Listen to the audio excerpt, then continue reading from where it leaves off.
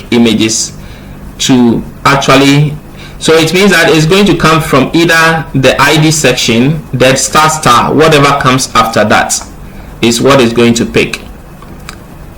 Then we also have easy to use stylish placeholders. Then we have one here which is also giving us just that to get a square image, just add the size.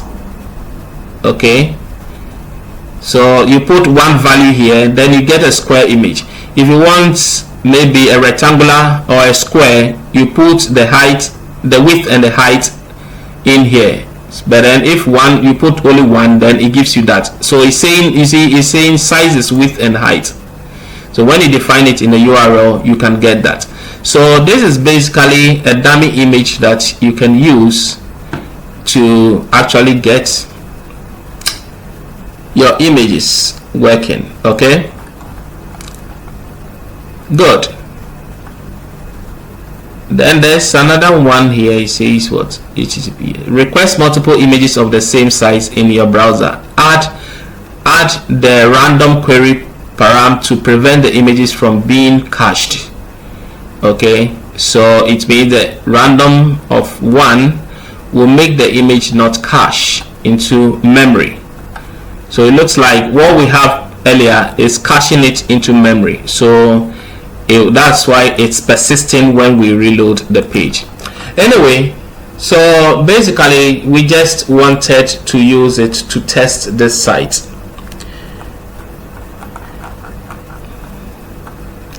We also created a link, like a card link here. We want to use, this is actually coming from this, leading us to a single page. Now this single page is what we'll be using to display other contents onto this particular, or display a revised, like a detailed information about this particular data we have here. So anytime you click on one particular card, it should go in and give you information about that particular card. So let's move in and then do that as well.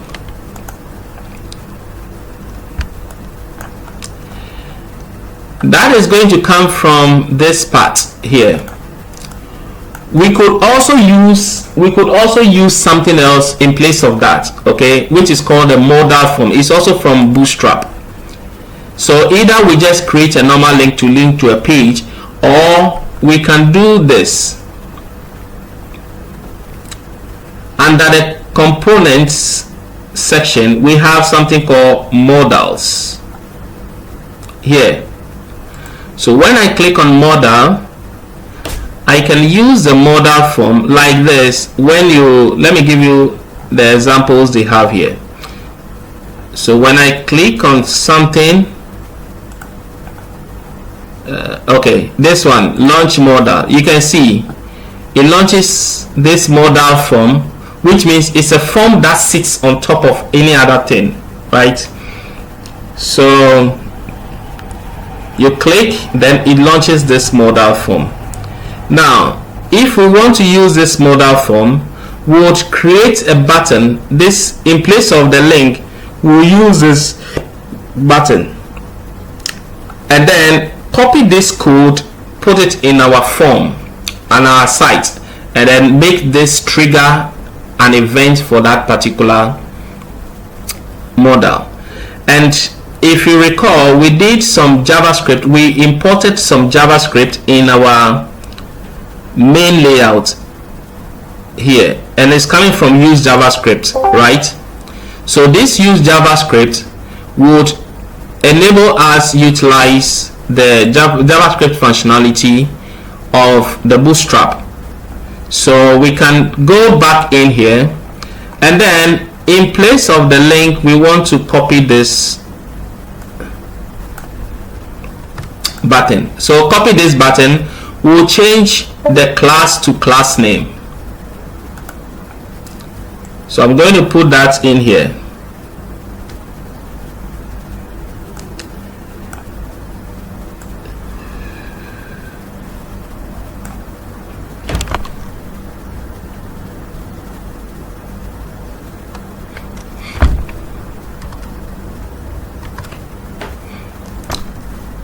So the button, let me put, okay, I think because of the paragraph it will still wrap to a new line. I want it to go below the paragraph, so let me see. Okay, so it's going below the paragraph, so that's what I wanted.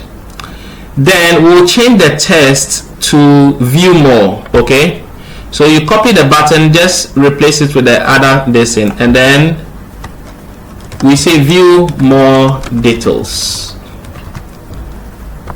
So that is going to replace that. And then we need the modal content. So you come back to the Bootstrap here, and then let's copy the modal content, everything here. Okay, you can type it there yourself, but then, and after picking that, you don't put it inside the dynamic content, this one here. You don't put it here, but rather you can put it outside. So in the div, in the main parent div, let's paste that one there. And then the class names, you see we have the class here. We want to change all this class here to class name. So if you recall, we did something of that sort last. We do Control F on your keyboard to find, and we tell it to find class, right? Now we want it to find class, and make sure that this find window you see at the top here has the match whole word selected. You see, the first one is match what? Match just the case. So if it's uppercase, lowercase, and so on, match the way it is.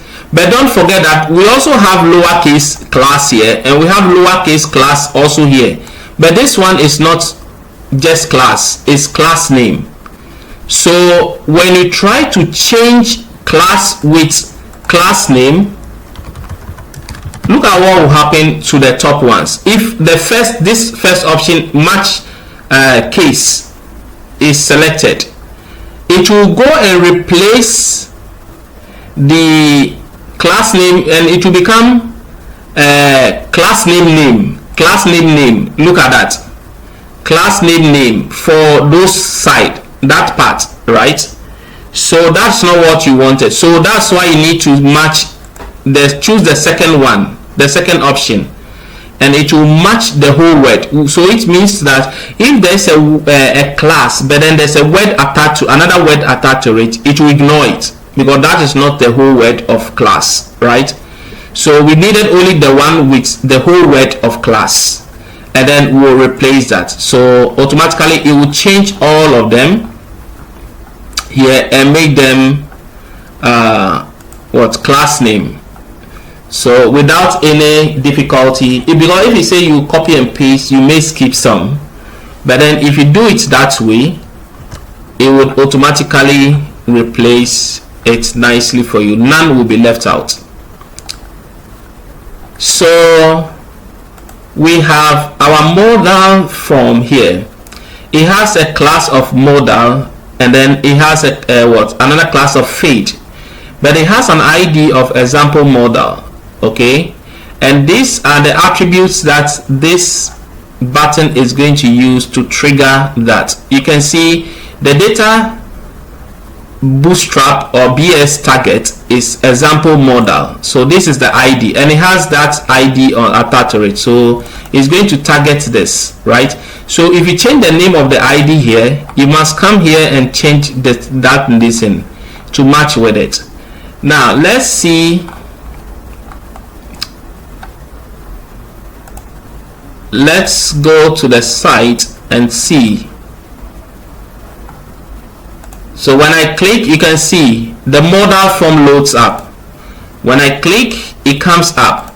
Now you see the modal form shows slightly at the top, right? You can also tell it to be centered. So when we go down here, at where we have the modal, I think we can do centered. Other than that, we'll just look for the property. Okay, that's attribute value.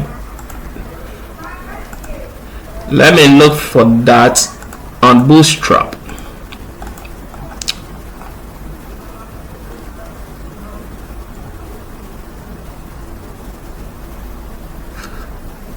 Okay, so vertically centered, you'd add, okay, modal dialog centered. Okay, this is it, modal dialog centered.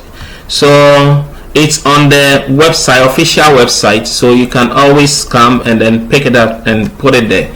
So when I paste this here, it will not hang at the top, it would come in the middle of the page. It looks like I'm not getting that rendered well. So let's go back and see why we are not getting that in the center. So vertically centered modal, vertically centered scrollable modal. So this is how it's supposed to be. It has to be in the center. So modal dialog and then modal dialog centered, and then we also have modal dialog centered and scrollable. So modal dialog centered.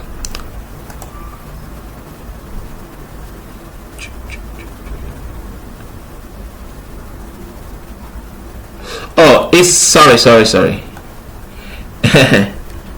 It's a class, so I'm adding it as an attribute. Okay, sorry. So it has to be in the class here. So make sure you put it in the class. Okay, so now let me refresh the page and then click on that again.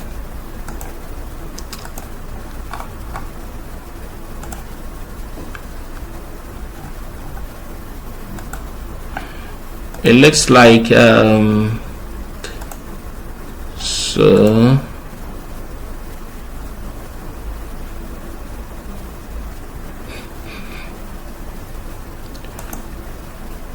we have the modal dialog and then the modal dialog centered. Here is showing just modal, so it means it's this part. Okay, the main parent one would host it, and then where we have the modal dialog, this is where the dialog would be controlled.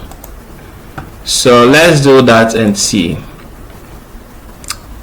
So that should give us, you can see it's now in the center, so you click anywhere, it loads it. So instead of linking to a different page,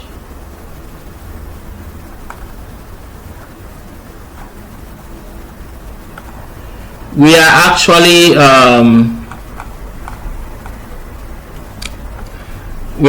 enforcing the modal on the page instead of clicking to go to a separate empty page.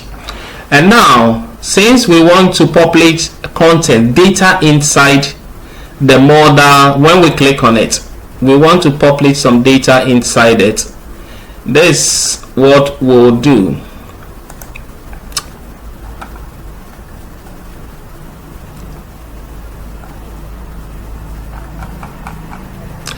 Please, I hope you are following.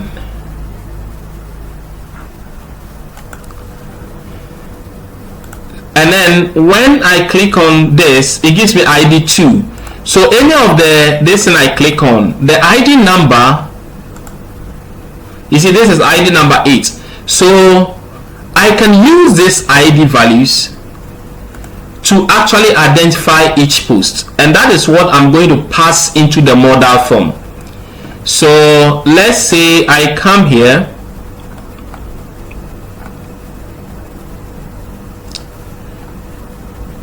this data is a list, okay, a list of items.